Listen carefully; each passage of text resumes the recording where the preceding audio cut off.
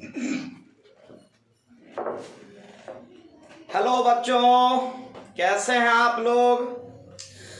आज मैं आप लोगों को indefinite integration that is indefinite integral पढ़ाने जा रहा हूं और ये 12th बोर्ड एग्जाम के लिए स्पेशली बहुत ही इंपॉर्टेंट है और बहुत सारे कम्पिटिटिव एग्जाम के लिए आईआईटी और उसके बेस पर और भी बहुत सारा स्टेट बोर्ड एग्जाम है, सबके लिए ये बहुत ही इंपॉर्टेंट है।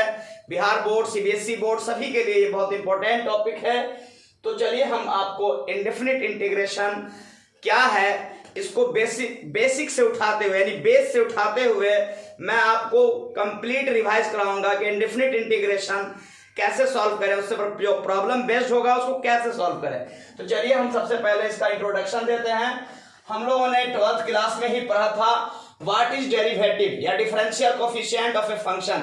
किसी फंक्शन का डिफरेंशियल कोफिशिएंट कैसे निकाला जाए, तो हम लोगों ने सीखा था ऑलरेडी। तो देखिए मैंने यहां लिखा है कि if derivative of f x with respect to x is equal to capital f x, या derivative of f x plus सी, जहां सी कोई आर्बिट्ररी कांस्टेंट है, with respect to x is equal to capital f x. तो यहां पे जरा गौर करेंगे आप कि एफ एक्स का डेरिवेटिव एक्स के रेस्पेक्ट में कैपिटल एफ एक्स मैंने लिया and derivative of f x, ये एफ एक्स वही एफ एक्स है यहां, तो derivative of f x plus c with respect to x is equal to capital f x. ये आप लोगों ने 12th क्लास में पढ़ा, 11th में ही पढ़ा। आप जानते हैं कि जब कांस्टेंट जो है सी ये इसके साथ वेरिएबल नहीं है तो इसका डेरिवेटिव 0 होता है, तो इसलिए एफ एक्स का डेरिवेटिव एक्स के रेस्पेक्ट में ये एफ एक्स हुआ वही यहाँ है। चलिए सी का डिफरेंशिएशन या डेरिवेटिव कहें या डिफरेंशियल कोफिशिएंट कहें 0 हो जाएगा, यानी यहाँ पे आप चाहें तो सी का डेरिवेटिव 0 लिख सकते हैं। तो एक्चुअली ये 0 लिखना नहीं है, तो मैं यहाँ पे देख रहा हूं कि एफ एक्स का डेरिवेटिव एक्स के रेस्पेक्ट में भी एफ एक्स होता है, जो आप लोगों ने 12th में देखा और 11th क्लास में भी देखा। एंड एफ एक्स प्लस सी का डेरिवेटिव एक्स के रेस्पेक्ट में यहाँ ये भी आपको कैपिटल एफ एक्स ही मैंने लिया है।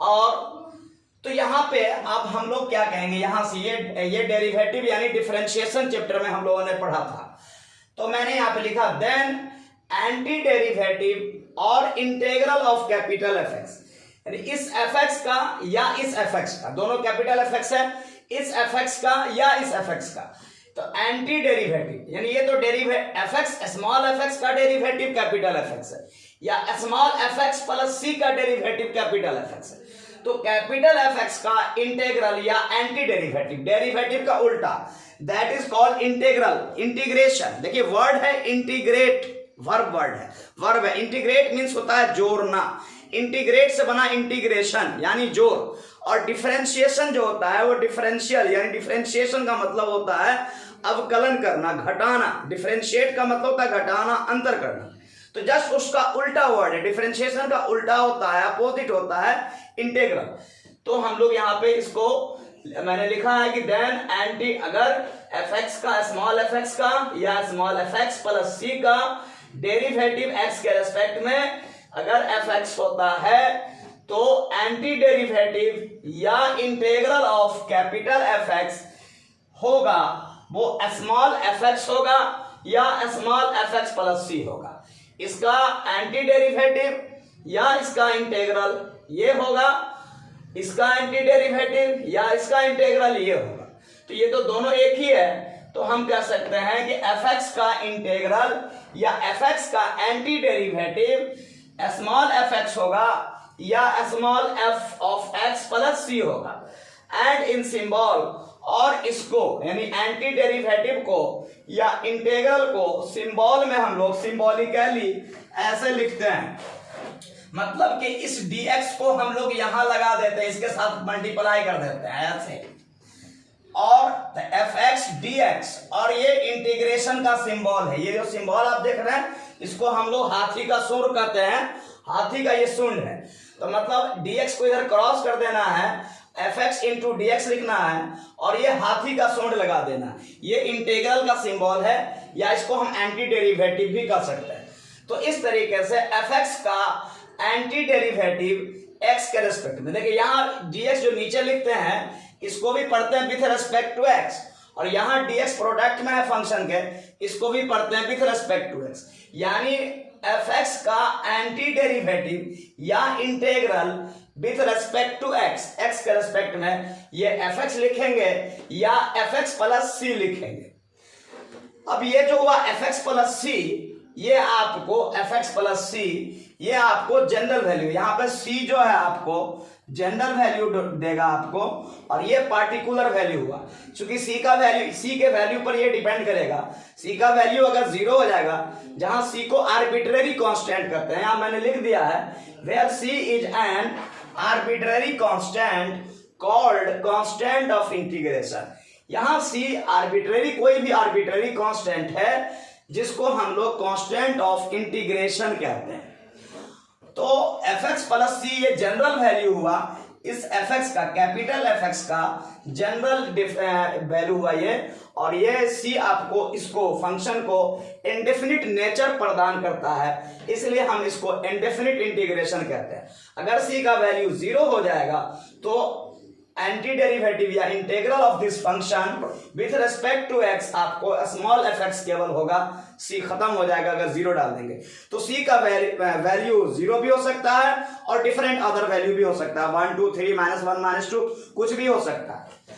तो आप ये c आया कहां से, आप यहां पर फिर से गौर से देखें कि एक्चुअली fx प्लस c का भी डेरिवेटिव x के रेस्पेक्ट में fx ही होता है, यही इसका डेरिवेटिव, ये fx मान लिया गया, और fx का भी डेरिवेटिव यही होता है। क्योंकि आप जानते हैं कि c का डेरिवेटिव c कांस्टेंट, इसका डेरिवेटिव 0 होता है, तो अगर यहाँ पे हम प्लस 0 लिख भी दें तो कोई फर्क नहीं पड़ता है। तो देयरफॉर ये वैल्यू और ये वैल्यू सेम आ रहा है। तो इस प्रकार आपने देखा कि अगर किसी फंक्शन fx का डेरिवेटिव x के रेस्पेक्ट में कैपिटल fx है, या fx प्लस c का डेरिवेटिव x के रेस्पेक्ट में कैपिटल fx है, तो fx का, इसका एंटी डेरिवेटिव या इंटीग्रल x के रेस्पेक्ट में ये fx होगा या ये fx प्लस c होगा। fx प्लस c को जनरल वैल्यू कहा जाएगा, जहां c आपका आर्बिट्रेरी कांस्टेंट है, और इसको हम लोग कांस्टेंट ऑफ इंटीग्रेशन कहते हैं। एग्जाम्पल मैंने लिया है, जैसे हमने पढ़ा था 11th क्लास में हम लोगों ने पढ़ा था कि derivative of sine x with respect to x cos x होता है। तो देयरफॉर हम dx को इधर क्रॉस कर देंगे, यहां पर अगर प्लस c भी जोड़ दें तो भी ये cos x ही होगा। देयरफॉर dx को हम यहाँ क्रॉस कर देंगे, cos x इंटू dx, और ये हाथी का सूंड लगा देंगे, मतलब इंटीग्रेशन का सिंबल। तो हम लोग कहेंगे cos x का इंटीग्रल x के रेस्पेक्ट में, cos x का इंटीग्रल x के रेस्पेक्ट में sin x होगा, ये sin x होगा या sin x प्लस c होगा।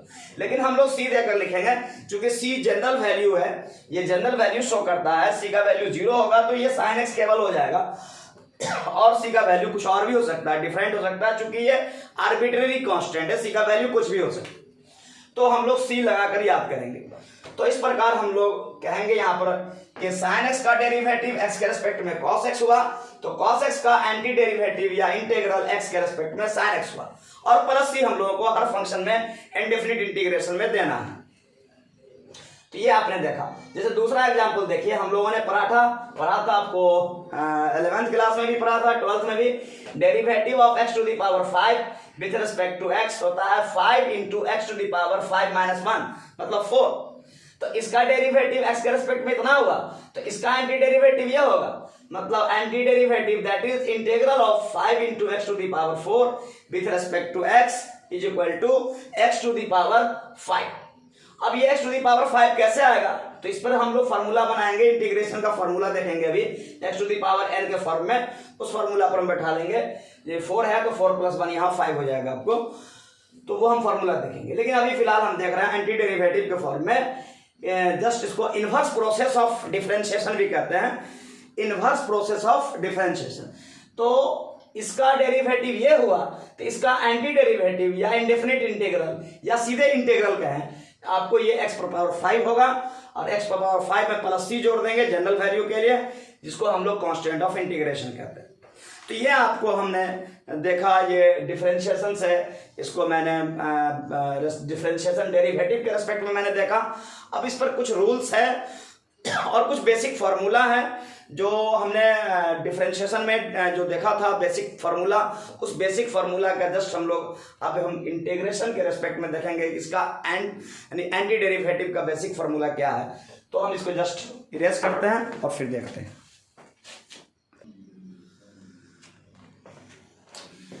अब देखिए कुछ बेसिक फार्मूला है जो आपको बेसिक हम लोग स्टैंडर्ड डेरिवेटिव का जो फार्मूला हम लोगों ने देखा था डिफरेंशियल कोफिशिएंट का, उसका जस्ट अपोजिट मतलब इनवर्स प्रोसेस एंटी डेरिवेटिव का कुछ स्टैंडर्ड फार्मूला है, जो आप लोगों को 18 फार्मूला हम लिस्ट किए हैं, इसमें 12 अभी मैं लिख रहा हूँ, फिर 6 और लिखूंगा। तो आप देखें x पर पावर n है, जैसे तो x पर पावर n का इंटीग्रल होता है x to the power n plus 1 by n plus 1। ये फार्मूला तब अप्लाई करना है जब पावर कांस्टेंट हो और बेस वेरिएबल, तभी ये फार्मूला अप्लाई करना है, अदरवाइज ये फार्मूला अप्लाई नहीं कर सकते हैं। और यहाँ पे ध्यान रखना है कि n का जो वैल्यू है वो -1 नहीं होना चाहिए। अगर ये -1 हो जाएगा तो ये -1 प्लस 1 आपको 0 हो जाएगा, तो अनडिफाइंड हो जाएगा। आप रही बात कि -1 है, ठीक है, -1 होगा तो ये 1/x हो जाएगा। तो x पर पावर n का formula x to the power n plus 1 by n plus 1, ये फार्मूला हम लोग तब अप्लाई करेंगे जब आपका बेस क्या हो, वेरिएबल हो, एंड x बेस वेरिएबल हो और पावर कांस्टेंट हो। चलिए, जैसे इंटीग्रल ऑफ dx, तो dx का मतलब यहाँ पे 1 है, dx का इंटीग्रल x होता है, यहाँ पर 1 है, चूंकि 1 इंटू डी एक्स, 1 को हम लोग लिख सकते हैं x पर पावर 0, तो इस तरीके से x पर पावर 0 प्लस 1 बाई 0 प्लस 1 आपको x हो जाएगा ऐसे, यानी x पर पावर 0 इंटू डी एक्स, यानी x पर पावर 0 1 हो गया, तो 1 के प्लेस पे यहाँ मान लो 1 है, 1 के प्लेस पे x पर पावर 0 हो गया, तो ये फॉर्मूला लगा x पर पावर 0 प्लस 1 बाई 0 प्लस 1, तो 0 प्लस 1 1 हो जाएगा और यहाँ 1 हो जाएगा, तो x पर पावर 1 बाई 1 मतलब x हो जाएगा। तो dx का इंटीग्रल x होगा, अगर dy होगा तो y होगा, dz होगा तो z होगा, dt होगा तो t होगा। चलिए 1/x का इंटीग्रल log x होता है, चूंकि डेरिवेटिव में हमने पढ़ा था log x का डेरिवेटिव 1/x होता है, तो 1/x का एंटी डेरिवेटिव log x हुआ। e पर पावर x का डेरिवेटिव हमने e पर पावर x ही पढ़ा था, तो e पर पावर x का एंटी डेरिवेटिव e पर पावर x होगा, सेम ही होगा और प्लस ही होगा। e to the power -x का डेरिवेटिव मैंने minus e to the power -x पढ़ा था, तो e to the power -x का डेरिवेटिव इस माइनस को इधर कर दिया, तो e पर पावर -x का इंटीग्रल आपको -e पर पावर -x प्लस c हो गया। a पर पावर x का इंटीग्रल वैसे ही एंटी डेरिवेटिव का उल्टा है, a to the power x same लिख देंगे और a जो बेस है इसके log से डिवाइड कर देंगे। a to the power x का इंटीग्रल a पर पावर x लिखना है और बेस जो a है इसके log से, यानी log a से डिवाइड कर देना plus c। Similarly 10 to the power x का डेरिवेटिव इंटीग्रल कैसे लिखेंगे, तो 10 टू द पावर x ही लिख देंगे और बेस 10 जो है इसके log से, यानी log 10 से डिवाइड कर देंगे प्लस c। सिमिलरली हमने sin x का डेरिवेटिव cos x पढ़ा था, तो cos x का एंटी डेरिवेटिव हो गया sin x। sin x का इंटीग्रल मतलब एंटी डेरिवेटिव वैसे ही माइनस cos x होगा, प्लस c तो देना ही है सब में। sec स्क्वायर x का tan x, क्योंकि tan x का डेरिवेटिव होता है sec square x, cos square x का इंटीग्रेशन हो जाएगा minus cot x plus c, चूंकि cot x का होता है minus cos square x। sec x tan x का इंटीग्रल होगा sec x प्लस c और cos x cot x का होगा minus cos x plus c। अब बेसिक फार्मूला 6 और है इनवर्स ट्रिगोनोमेट्रिक फंक्शन का, उसको भी मैं लिख देता हूं और फिर मैं 2 रूल लिखूंगा और फिर देखूंगा कैसा सॉल्व किया जाए। तो चलिए मैं फटाफट देख रहा हूं, 1 मिनट में पहले बोर्ड को इरेज कर लेता हूं क्योंकि टाइम लैप्स ना हो। अब चलिए, अब हम लोग बचा हुआ 6 फार्मूला, और मैंने कहा था कि फंडामेंटल फार्मूला जो हमारा है बेसिक फार्मूला जो जस्ट एंटी डेरिवेटिव है उसको हम लोग देख रहे थे, तो मैंने 12 फार्मूला पहले लिखा था, अब 6 फार्मूला और यहाँ पे मैंने ऐड किया है। तो अब देखिए 1/√1 माइनस एक्स स्क्वायर का इंटीग्रल x के रेस्पेक्ट में साइन इनवर्स x होता है, क्योंकि साइन इनवर्स x का डिफरेंशिएशन होता है यानी डेरिवेटिव होता है 1/√1 माइनस एक्स स्क्वायर। उसी प्रकार cos इनवर्स x का डेरिवेटिव होता है -1/√1 माइनस एक्स स्क्वायर। तो -1/√1 माइनस एक्स स्क्वायर का एंटी डेरिवेटिव या इंटीग्रल होता है x के रेस्पेक्ट में cos inverse x plus c तो देना ही है। सिमिलरली tan इनवर्स x का डेरिवेटिव होता है 1/1 प्लस एक्स स्क्वायर, तो इसलिए इंटीग्रल होगा 1/1 प्लस एक्स स्क्वायर का x के रिस्पेक्ट में tan inverse x plus c देंगे ही, फिर इसमें माइनस लगा देंगे तो -1/1 प्लस एक्स स्क्वायर का हो जाएगा इंटीग्रल x के रिस्पेक्ट में cot इनवर्स x। देखिए जोड़ा लगा हुआ है, प्लस है तो यहाँ sin इनवर्स, माइनस है तो cos इनवर्स, वैसे यहाँ प्लस है तो tan इनवर्स, माइनस है तो cot इनवर्स, ये दोनों भी जोड़ा है। देखिए 1/x into root under x square minus 1 का इंटीग्रल x के रेस्पेक्ट में सेक इनवर्स x, तो माइनस इसमें लगा दिया -1/x into root under x square minus 1, तो इसका इंटीग्रल हो गया आपको माइनस मिट गया है minus cosec inverse x plus c। ओ सॉरी यहाँ माइनस लगा दिया, सॉरी माइनस यहाँ है तो यहाँ प्लस c होगा, तो इस प्रकार प्लस है तो सेक इनवर्स, माइनस है तो कॉसेक इनवर्स। ये आपका बेसिक या कहें बेसिक फार्मूला कहें या एंटी डेरिवेटिव कहें या इसको हम लोग कहें फंडामेंटल फार्मूला कहें। अब देखिए फंडामेंटल रूल्स है हमारे पास, दो रूल्स है जिसको हम प्रॉपर्टीज भी कर सकते हैं। प्रॉपर्टी नंबर 1 है कि किसी फंक्शन का इंटीग्रेशन करना है और उसके साथ प्रोडक्ट में कोई कांस्टेंट है तो इस कांस्टेंट को बाहर निकालकर इंटीग्रेट करना चाहिए, तो मतलब इस कांस्टेंट को आप बाहर निकाल सकते हैं। सिमिलरली दूसरा प्रॉपर्टी है कि दो फंक्शन एडिशन या सब्ट्रैक्शन से जुड़ा हो, प्लस या माइनस से जुड़ा हुआ हो, तो इस दोनों फंक्शन को आप अलग अलग करके इंटीग्रेट कर सकते हो। मतलब integral of f x with respect to x, plus होगा तो प्लस, माइनस होगा तो minus, integral of g x with respect to x. तो क्लियर है, यहां तक हो गया fundamental formula, basic formula and basic properties. अब इस पर हम कुछ प्रॉब्लम सॉल्व कर लेते हैं। कैसे प्रॉब्लम सॉल्व किया जाए, प्रॉब्लम सॉल्व करके मैं आपको दिखलाता हूं और फिर मैं उस पर आगे मेथड्स ऑफ इंटीग्रेशन है बहुत सारा, वो सब देखेंगे हम। तो अब देखिए मैं आप लोगों को बेसिक प्रॉब्लम सिखाने जा रहा हूं, कैसे हम लोग इंटीग्रेट कर सकते हैं डिफरेंट फंक्शंस को। तो देखिए मैं एक क्वेश्चन आपको दे रहा हूं, क्वेश्चन नंबर 1। मैं जिस बुक का भी इस्तेमाल कर रहा हूं ये डॉक्टर केसी सिन्हा की बुक है और ये सारा प्रॉब्लम्स आपको अकॉर्डिंग टू एनसीईआरटी मैं बताने जा रहा हूं। तो चलें हम क्वेश्चन नंबर 1 देखते हैं, क्या है। 4x³ plus 3x square plus 2x plus 4 into dx। अब देखिए इन फंक्शंस को इंटीग्रेट करना है, तो अब इसको हम लोग कैसे इंटीग्रेट करेंगे। तो सबसे पहले मैं यहाँ पे देखिए सारे फंक्शंस अलग अलग एडिशन से यानी प्लस से जुड़े हुए हैं, तो हम प्रॉपर्टी नंबर 2, अभी जो मैंने फंडामेंटल प्रॉपर्टीज बताया, दो प्रॉपर्टीज, उस प्रॉपर्टीज के अकॉर्डिंग प्लस माइनस में अगर हो तो अलग अलग कर सकते हैं। तो सबसे पहले इन सबको हम अलग अलग कर दें। तो पहले हम इसको लिखेंगे 4 इंटू x³ dx, तब प्लस देंगे, फिर integral 3x square dx plus देंगे 2x इंटू dx प्लस देंगे फिर 4 dx। तो अब देखो यहाँ पे 4 को रूल प्रॉपर्टी नंबर 1 के अकॉर्डिंग कांस्टेंट जब हो तो कांस्टेंट प्रोडक्ट में हो किसी फंक्शन के, तो इसको आप बाहर निकाल सकते हैं। तो 4 को आप बाहर कर लेंगे तो हो जाएगा x³ dx, यहाँ भी 3 को आप बाहर कर लेंगे तो ये हो जाएगा x² dx। फिर सिमिलरली आप लोग 2 को यहाँ बाहर कर लेंगे तो हो जाएगा x dx, और यहाँ अगर 4 बाहर कर लो तो ये हो जाएगा dx। तो अभी तक ये मैंने रूल्स लगाया, प्रॉपर्टीज लगाया, जो दो प्रॉपर्टी मैंने बताया था। अब फॉर्मूला लगाने की बारी आ गई। फॉर्मूला कैसे अप्लाई करेंगे, तो देखिए जितना बेसिक फॉर्मूला मैंने आपको सिखाया लिखाया है उन सब का प्रयोग करेंगे। सबसे फॉर्मूला नंबर 1 इस पर अप्लाई होगा, यहां से लेकर यहां तक सभी पे।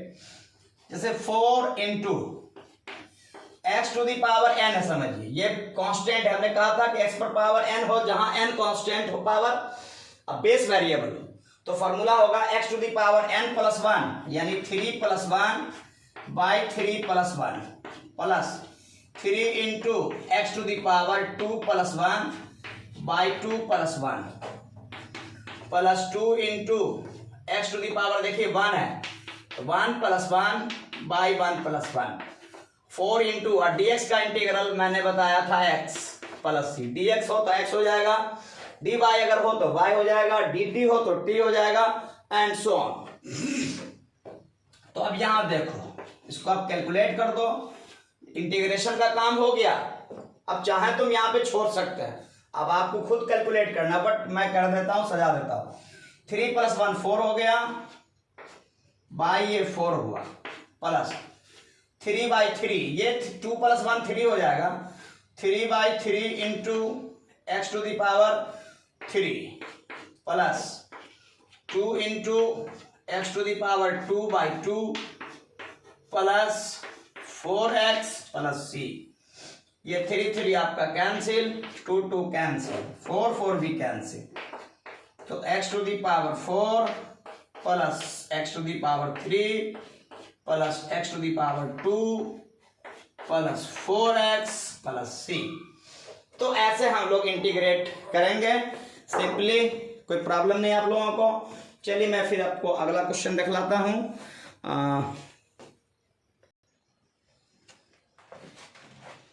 देखिए आप क्वेश्चन नंबर 2 देखिए 1 प्लस एक्स का होल पावर 3 है बाई रूट एक्स है। अब इसको इंटीग्रेट करना एक्स के रेस्पेक्ट में तो हम लोग इसके लिए क्या करेंगे पहले इसको a प्लस बी के होल क्यूब पर तोड़ देंगे a क्यूब मतलब 1 क्यूब तो 1 होगा plus 3a square b plus 3ab square plus b cube by root x और सबको अलग अलग कर देंगे 1 बाई रूट एक्स अलग 3 into x by root x अलग 3x square by root x अलग फिर x पर पावर 3 बाई रूट एक्स अलग।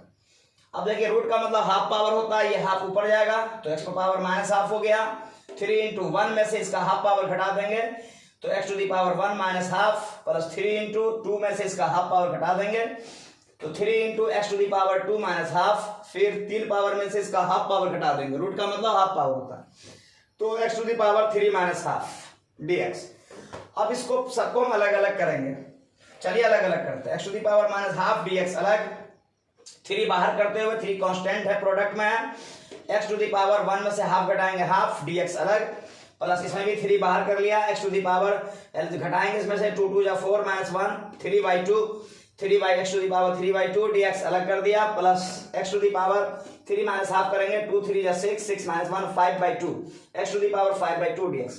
अब इसके बाद x to the power n पर सारे को इंटीग्रेट मैंने कर दिया है x to the power n plus 1 by n plus 1 x to the power n plus 1 by n plus 1 और n के प्लेस पे जो पावर है उसका इस्तेमाल कर रहे हैं minus half plus 1 by minus half plus 1 यहाँ x पर पावर ये हाफ था तो half plus 1 by half plus 1 x to the power 3 by 2 है यहाँ तो 3 ये वाला 3 तो बाहर रहेगा ही x to the power 3 by 2 plus 1 by 3 by 2 plus 1 वैसे ही इसमें एक्स टू दी पावर और ये 2 बार लिखा गया है कोई बात नहीं है एक बार ज्यादा हो गया लास्ट वाला x to the power 5 by 2 plus 1 by 5 by 2 plus 1 एक स्टेप कम कर देंगे 1 2 3 4 1 2 3 4 तो ये वाला स्टेप या वो वाला स्टेप मिटा देंगे एक टर्म कम कर देंगे इसको छोड़ देंगे और ये हमारा आंसर हो जाएगा। इसको हम लोग जोड़ कर लिख लेंगे एलसीएम ठीक है।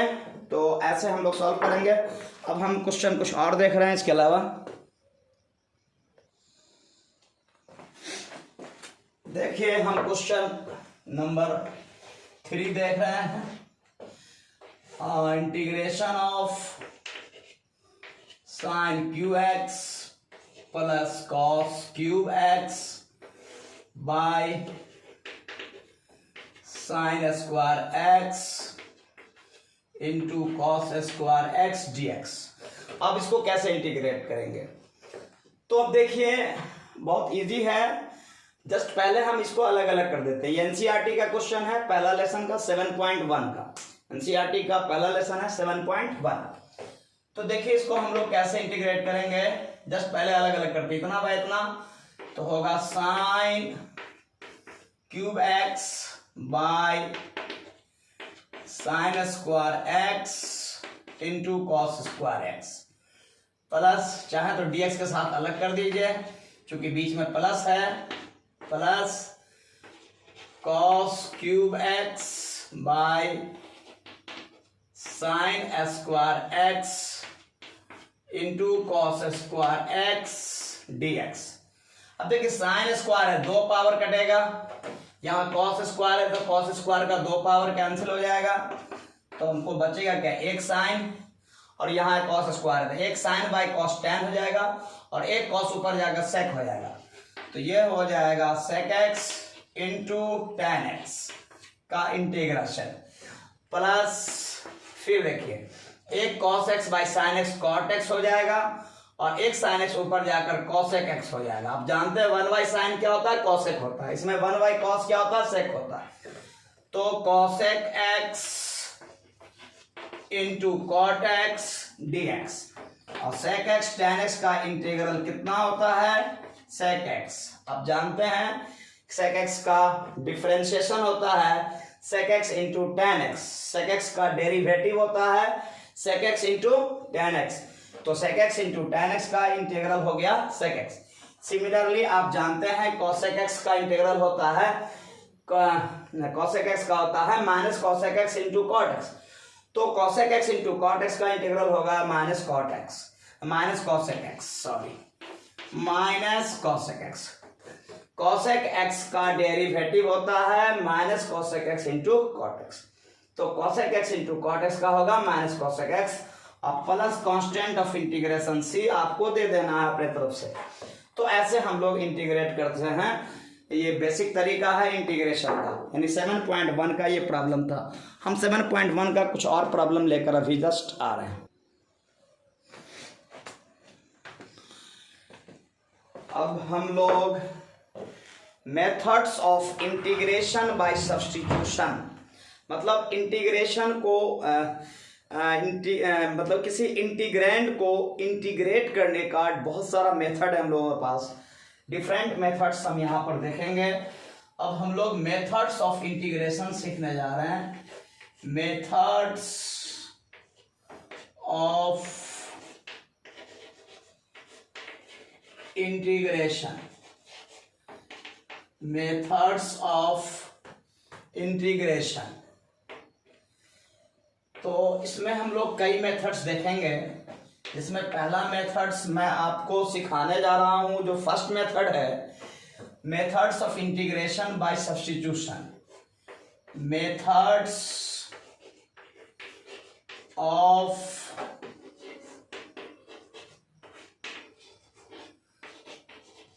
इंटीग्रेशन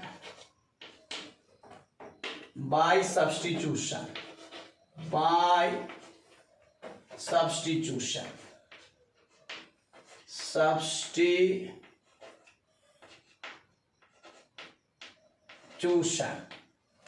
और बहुत सारा मेथड्स है, सबको बारी बारी से हम लोग देखेंगे। तो आज की क्लास में आपको मैं methods of integration by substitution यानी मेथड्स ऑफ सब्स्टिट्यूशन मैं सिखाने जा रहा हूं। तो methods of integration by substitution का इस्तेमाल कहाँ होगा और किस परिस्थिति में कब करेंगे, कैसे करेंगे, वो हम यहाँ पर देखेंगे। तो मैं आपको एक एग्जाम्पल के थ्रू, मतलब एग्जाम्पल के माध्यम से मैं आपको सिखा रहा हूँ। जैसा सपोज कर लो एक क्वेश्चन है हमारा कि इंटीग्रेट करना है e to the power tan inverse x by 1 plus x square को x के रेस्पेक्ट में। देखिए जब हम लोग किसी फंक्शन को, ये फंक्शन है हमारा जिसको हम इंटीग्रेट करते हैं x के रेस्पेक्ट में, तो इस फंक्शन को हम लोग इंटीग्रैंड कहते हैं। इस फंक्शन को हम लोग क्या कहते हैं, इंटीग्रैंड। और किसके रेस्पेक्ट में करने जा रहे हैं, x के रेस्पेक्ट में। तो इस फंक्शन को यानी इंटीग्रैंड को हम लोग इंटीग्रेट करने जा रहे हैं। तो सबसे पहले देखिए, अभी जो मैंने आपको 18 बेसिक फॉर्मूला मैंने बताया, उन सभी किसी फॉर्मूला पर ये बेस्ड नहीं है, डायरेक्ट उन सभी स्टैंडर्ड फॉर्मूला में से किसी के फॉर्म में ये नहीं है, तो इसका डायरेक्ट आप इंटीग्रेशन नहीं कर सकते। तो मेथड्स ऑफ सब्स्टिट्यूशन में क्या होता है कि हम लोग एक वेरिएबल को दूसरे वेरिएबल में ट्रांसफॉर्म कर देते हैं, चेंज कर देते हैं, ताकि हमारा जो प्रॉब्लम, हमारा जो इंटीग्रैंड है वो स्टैंडर्ड फॉर्म में आ जाए। जितना स्टैंडर्ड फॉर्म मैंने सीखा है उन सब में से किसी न किसी फॉर्म में आ जाए। तो यहाँ पे हम लोग इंटीग्रेशन बाय सब्स्टिट्यूशन सीखते हैं। तो यहाँ पर कंप्लीटली एक्स वेरिएबल को किसी दूसरे वेरिएबल में चेंज कर देना है। जैसे हम लोग एनसीईआरटी के बुक के अकॉर्डिंग चलेंगे, एनसीईआरटी का प्रॉब्लम है तो उस बुक के अकॉर्डिंग अगर हम लोग चलेंगे तो यहाँ पे एक्स वेरिएबल को हम लोग टी वेरिएबल में चेंज कर देंगे। तो अब रही प्रॉब्लम कि कैसे हम लोग चेंज करेंगे, तो इस पूरे इंटीग्रैंड में यानी इस पूरे फंक्शन में हम ऐसा फंक्शन सर्च करेंगे, ढूंढेंगे, देखेंगे कि जिसको डिफरेंशिएट किया जाए तो उसका डेरिवेटिव इसमें ऑलरेडी इस फंक्शन में मौजूद हो। तो अब यहां पर देखो जैसे tan इनवर्स x है, तो tan इनवर्स x का डेरिवेटिव होता है, मैंने सीखा कि derivative of tan inverse x, अभी थोड़ा देर पहले मैंने देखा था कि derivative of tan inverse x with respect to x होता है 1/1 प्लस एक्स स्क्वायर। ये मैंने डेरिवेटिव में देखा था, तो इसलिए मैंने कहा था कि इसका इंटीग्रल होता है, इसका इंटीग्रल ये होता है।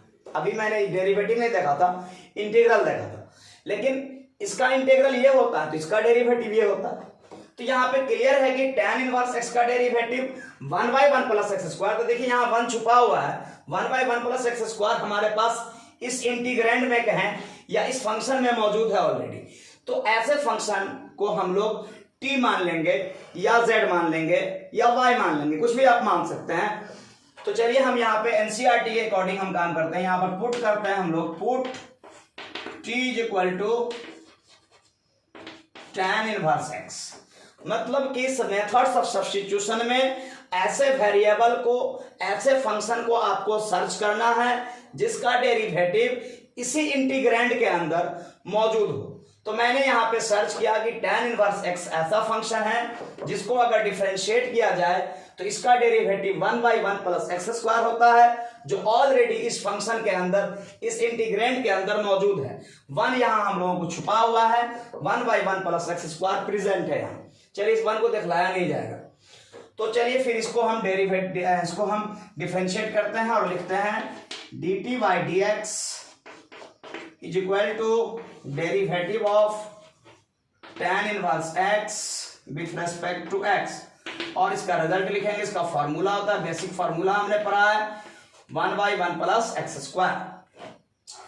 तो यहां आप देखिए dx को हम इधर क्रॉस कर देते हैं, तो dt इज इक्वल टू हो जाएगा 1/1 plus x square into D x. तो देखो बाबा 1/1 plus x square into D x, देखो बाबू साहब ध्यान से देखो, बहुत इंपॉर्टेंट चैप्टर हम लोग सीख रहे हैं। अगर बढ़िया से ढंग से सीख लिए तो एग्जाम बड़ा बम जाएगा। तो 1/1 plus x square into D x बराबर कितना होगा dt। तो 1/1 plus x square into D x के प्लेस पे हम dt डाल देंगे और ये e पर पावर t हो जाएगा, क्योंकि इसको मैंने t माना है। तो देयरफॉर आप देखिए आपका जो इंटीग्रैंड है, इंटीग्रेशन, वो हो गया e पर power t, e to the power t, और dx by 1 plus x square हो गया dt। तो ये हो गया आपका dt, और आप देखिए स्टैंडर्ड फॉर्म में आ गया। ये किस फॉर्म में आ गया, e to the power x के फॉर्म में आ गया। इसका इंटीग्रेशन अभी अभी मैंने लिखा, e पर पावर x का इंटीग्रल e पर पावर x प्लस c होता है, तो e पर पावर t का इंटीग्रल t के रेस्पेक्ट में, जैसे e पर पावर x का इंटीग्रल x के रेस्पेक्ट में e पर पावर x होता है, वैसे e to the power t का इंटीग्रल e पर पावर t प्लस c हो जाएगा। t का वैल्यू डाल दो तो e पर power tan inverse x plus c हो गया आंसर। तो आपने देखा मेथड्स ऑफ सब्स्टिट्यूशन, कैसे मैंने ऐसे फंक्शन को t माना कि वो पूरा कंप्लीटली ये इंटीग्रैंड जो x dx के फॉर्म में था, ये कंप्लीटली t और dt के फॉर्म में आ गया। यानी वेरिएबल कंप्लीटली आपका ट्रांसफॉर्म हो गया, एक वेरिएबल दूसरे वेरिएबल के फॉर्म में ट्रांसफॉर्म हो गया। तो ऐसे मेथड को हम लोग कहते हैं मेथड्स ऑफ सब्स्टिट्यूशन। क्या कहते हैं, मेथड्स ऑफ सब्स्टिट्यूशन। इस मेथड का मेन जो उद्देश्य, इसका जो मेन एम है कि ऐसे फंक्शन को आपको सर्च करना है जिसका डेरिवेटिव उसी फंक्शन में, उसी इंटीग्रैंड में ऑलरेडी प्रेजेंट हो। तो मैं उम्मीद करता हूं कि आप लोगों को ये मेथड अच्छे से समझ में आया होगा। एक दूसरे एग्जांपल से मैं आपको फिर बतला रहा हूं, ठीक है। फिर मैं थोड़ी देर के लिए रुक रहा हूं।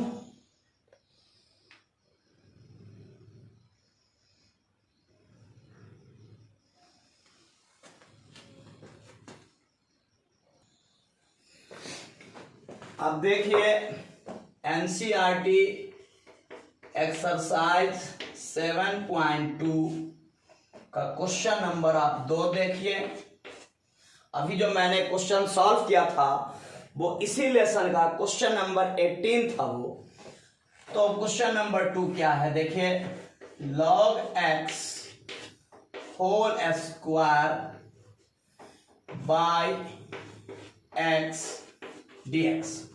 अब इसको इंटीग्रेट करना। अब इस फंक्शन को यानी इस इंटीग्रैंड को आप गौर से देखें तो यहां भी ये किसी स्टैंडर्ड फॉर्म में 18 क्वेश्चन मैंने 18 स्टैंडर्ड फार्मूला मैंने आपको बताया, उनमें से ये किसी फॉर्म में नहीं है।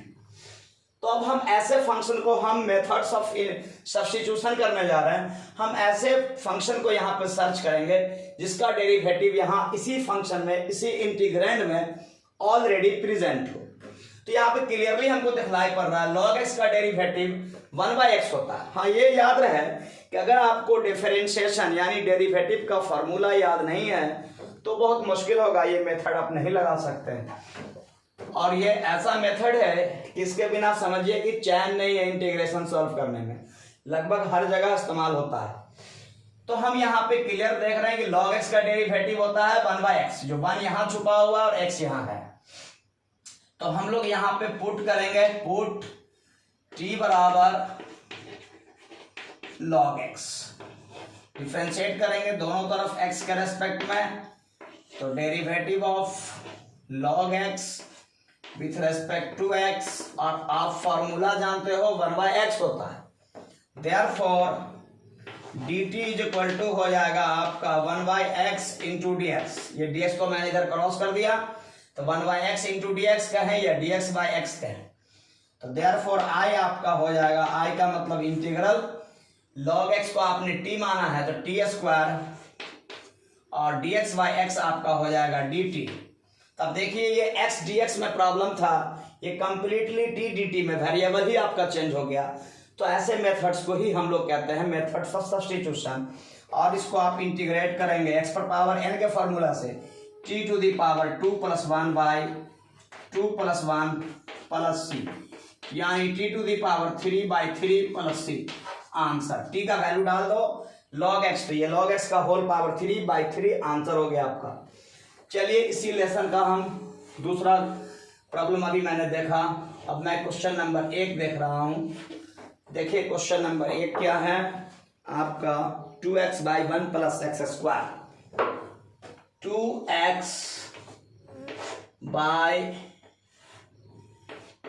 + x² dx।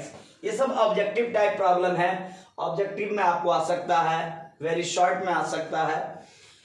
अब देखिए यहाँ पे क्लियर है, आप देखते हैं, आप जानते हैं कि 1 + x², 1 का डेरिवेटिव 0 होता है और x² का डेरिवेटिव 2x होता है। तो इसको हम अगर डिफरेंशिएट करते हैं तो 0 + 2x मतलब 2x आ जाएगा, तो इसको t मान लेना चाहिए।